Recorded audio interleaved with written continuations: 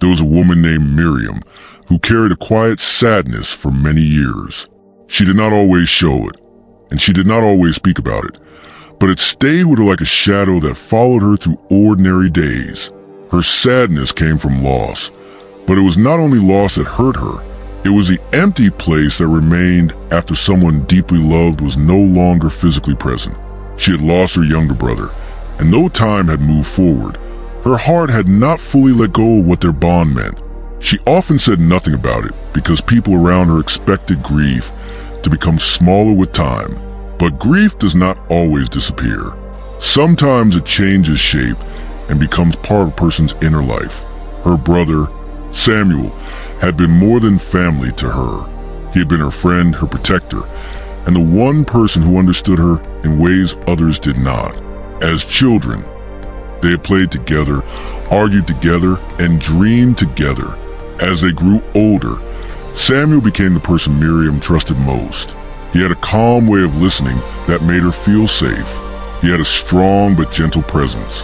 He never made her feel foolish for being afraid or uncertain. When life became difficult, he was the one she could turn to. He was not perfect, but he was steady, and that steadiness had meant everything to her. When he passed away unexpectedly, something inside Miriam changed forever. The details of that season were painful, but what stayed with her most was the emptiness that followed. The house grew quieter. The small habits they shared disappeared. The calls no longer came.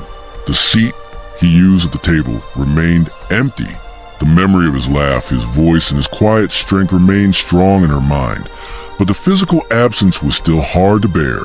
She kept moving because life required it, but many days felt heavier than she could explain. People told her time would heal everything. They said she would feel better eventually. Some said she needed to stay busy. Others said she needed to move on. These words were offered with kindness, but they did not fully fit her experience. Time did help in some ways, but it did not erase love. Staying busy helped her function, but it did not answer the ache in her heart. Moving on was not the right phrase for what she was facing, because she was not trying to abandon Samuel. She was trying to learn how to carry his memory without being crushed by it. That was the beginning of her understanding of the words alive in my heart. At first, she said them quietly to herself. They became a way of describing what she could not easily explain. Samuel was no longer standing beside her, but the things he had given her were still there. His kindness remained in her memory. His courage remained in her habits. His lessons remained in her choices. His love remained in her heart. In a deep and true sense, he was still alive there, not physically alive, but present in the way he shaped her life. One evening, after a long day of work, Miriam sat alone in her room and looked at an old photograph of them together. The picture showed them sitting outside as children, smiling without worry. She stared at the image for a long time. Then she began thinking about how often people assume that absence means ending. But memory is not ending. Influence is not ending. Love is not ending. A person can be gone from sight and still remain alive in the heart of someone they shaped. That thought comforted her.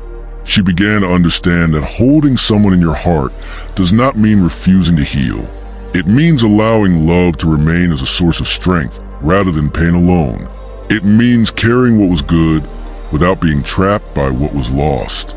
It means remembering that the heart can hold both sorrow and gratitude at the same time. Miriam started to see that grief and love are connected. The pain she felt was proof of the love she had. If there had been no love, there would have been no wound so deep. That realization changed the way she looked at her sadness. As the months went by, Miriam noticed that Samuel's memory continued to guide her in practical ways. When she was faced with a difficult choice, she asked herself what he would have encouraged her to do. When she saw someone struggling, she remembered his kindness and tried to respond with the same gentleness.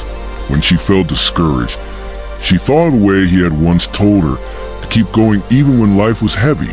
His influence became part of her own character. She was not living in the past. She was living with the best parts of it still active inside her. This helped her understand something important. The people we love do not disappear completely from our lives when they are no longer physically near. Their voice remains in our memory. Their example remains in our actions. Their lessons remain in our choices. Their love remains in our hearts. In that sense, they are still alive. They continue to shape us. They continue to speak through what they taught us. They continue to walk with us in a way. They changed our inner world. This truth also brought Miriam closer to God. She had prayed many times in her grief, but now her prayers became more honest and deep. She no longer asked only for the pain to vanish. She asked for the strength to carry love with peace. She asked God to help her remember Samuel without being destroyed by the memory. She asked God to keep his influence alive in a healthy way, one that would lead her forward instead of holding her in sorrow forever.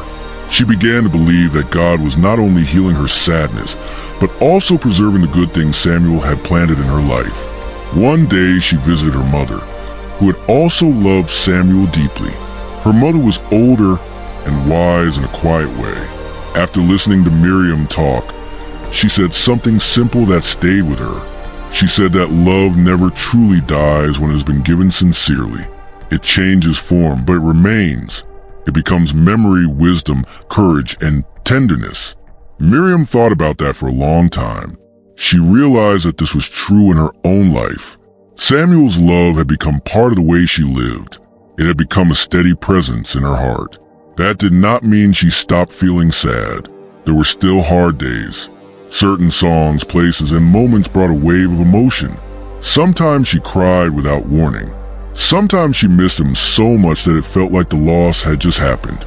But now the sadness was joined by gratitude. She was thankful for the years they had together. She was thankful for the lessons he taught her. She was thankful for the safety she felt around him. She was thankful that his life had left a mark on her. That gratitude softened the edges of her grief. Miriam also noticed that talking about Samuel with others helped in healthy ways. At first, she avoided his name because it made her heart ache, but slowly she learned that speaking his name did not make the loss worse. It made his memory alive. It allowed his story to remain part of her life. She began telling family members and friends about his kindness, his humor, and the ways he had encouraged her. These conversations were not about clinging to pain. They were about honoring a life that mattered. That too became part of the guidance she carried. She understood that being alive in my heart does not mean living in denial. It means accepting that some absences are real, while also accepting that love does not end where presence ends. It means allowing memory to become a bridge rather than a prison. It means learning how to carry someone's influence without turning the heart into a place of only sorrow. Miriam began walking that road slowly, and each step gave her a little more peace. There was one afternoon that became especially important to her. She was sitting in the garden, looking at a plant Samuel had once helped her choose. It had grown over the years and now stood strong and healthy. She thought about how much care had gone into that plant, how it had needed light, water, and patience. Then she thought about her own heart. Her heart, like that plant, had needed care after loss. It needed time. It needed gentle truth. It needed prayer. It needed space to grow again. She realized that healing was not about forgetting Samuel. It was about allowing her heart to continue living with the love he left behind. That understanding began to shift the way she lived each day. Instead of thinking of grief as a sign of weakness, she saw it as part of love's weight. She stopped expecting herself to be unaffected. She allowed herself to remember. She allowed herself to smile at memories and cry at others. She gave herself grace. That grace helped her breathe more freely. She no longer felt like she had to prove she was strong by pretending not to hurt. True strength, she learned, can include tears. The years continued to pass. Miriam built a life that was not the same as before, but still meaningful. She worked, she served, she loved her family, and she kept Samuel's memory close. Over time, she found that his presence in her heart became less of a wound and more of a guide. She did not stop missing him, but the missing became gentler. It no longer felt like a crushing hole all the time. Instead, It became a space where gratitude and memory lived together. She could think of him without collapsing into sadness every time. That was growth. She also noticed that Samuel's memory gave her courage during her own hard seasons. When she faced fear, she remembered his steady voice. When she felt tempted to give up, she remembered his encouragement. When she needed to be kind, she remembered his gentleness. In this way, he continued to help her. He was alive in her heart, not only as an emotional memory, but as a shaping force that still influenced her decisions. His life continued through the goodness it had planted in her. Miriam became more aware that many people carry similar stories. Some carried a memory of a parent, some a sibling, some a friend, some a child, some a mentor. They may not say much about it, but deep in their hearts, they still feel the presence of the one they lost. The person may be gone from the world as others know it, but they remain alive in the heart through love, lessons, and memory. That truth gave her compassion for others who were grieving in silence. She became more gentle with them. She understood that pain is often hidden behind ordinary smiles. One day, a young woman from her church came to Miriam for comfort after losing someone she loved. The young woman was struggling to accept the absence. Miriam listened carefully and then shared what she had learned over time. She explained that keeping someone alive in your heart is not about refusing to heal. It is about allowing love to continue its work inside you. It is about remembering the good, honoring the life, and letting the influence remain. She encouraged the young woman not to be ashamed of tears, but also not to let tears become the only way she related to the memory. She said that memory can become a gift if it is carried with gratitude and faith. That conversation reminded Miriam of how far she had come. She was no longer the woman who felt only emptiness. She was now someone who had learned to carry memory with peace. She had learned that the heart can hold absence and love together. She had learned that healing does not always mean the sadness goes away completely. Sometimes healing means the sadness becomes gentler and the love becomes stronger. The spiritual part of her journey mattered deeply too. Miriam had wrestled with the question of why God allows such losses. She never found easy answers, but she found enough peace to keep living. She came to believe that God holds those we love in ways we cannot fully see, and He also helps the living carry what remains. She believed that He gave her the ability to remember without being destroyed. She believed that He was near in the quiet moments when grief felt strongest. This faith did not erase the pain, but it gave the pain a place to rest.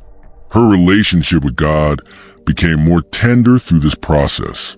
She stopped treating prayer like a request form and started treating it like a conversation of trust. She thanked God for the life Samuel had lived. She asked for strength to keep honoring that life. She asked for wisdom to live well. She asked for peace in the memories that still made her cry. She began to see that God was not absent from grief. He was present in it, gently helping her carry what she could not carry alone. As time went on, Miriam's life became richer in quiet ways. She still missed Samuel, but she no longer felt that the only way to honor him was to stay broken. She honored him by living well. She honored him by showing kindness. She honored him by being patient with others. She honored him by choosing courage when fear wanted to take over. She honored him by letting love continue through her life. That is what alive in my heart truly meant to her.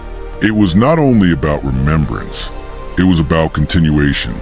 Love continued, influence continued, goodness continued. She began to tell her own children and nieces and nephews that no one truly disappears from a heart that has loved them sincerely. The form changes, but the meaning remains. She wanted them to understand that memories are not traps when handled with care. They can be places of strength. They can remind a person how to be kind, brave, and faithful. She wanted them to understand that sorrow is not the end of love. It is often the evidence of it. One evening, years later, Miriam sat on her porch and watched the sun set. The air was soft and still. She thought again of Samuel. This time, the thought did not bring a sharp wave of pain. It brought a deep warmth. She remembered the sound of his laughter. She remembered the way he would lean back and smile when he thought she was worried too much. She remembered the peace he carried, and she realized she had become more like that over time. The memory made her smile and cry at the same time. That was no longer strange to her. It was simply the way love and loss sometimes meet. She looked up at the sky and felt a quiet truth in her heart. Samuel was gone from sight, but not from her. He was alive in her heart in every lesson he gave, every kindness he showed, every strength he awakened, and every memory that still lit the path ahead. That did not mean she was stuck. It meant she was carrying love forward. It meant the story was still living in her. It meant the bond had changed, but it had not ended. That is the guidance in this story. If someone you love is no longer near in the way they once were, their love may still remain active in you. You do not have to erase their place in your life to heal. You do not have to stop remembering to move forward.